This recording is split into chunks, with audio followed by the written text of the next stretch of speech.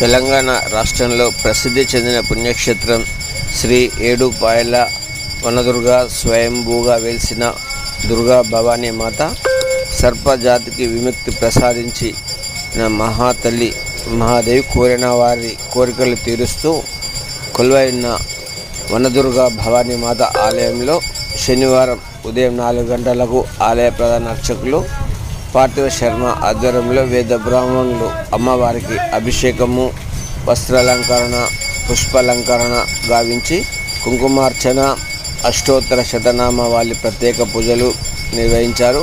అనంతరం అమ్మవారికి నిత్య నైవేద్యాది కైంకర్యాలు సమర్పించారు. అనంతరం మంగళహారతి ఇచ్చారు. శ్రీ మాత్రే నమః. అమ్మ దయ ఉంటే అన్నీ ఉన్నట్లే.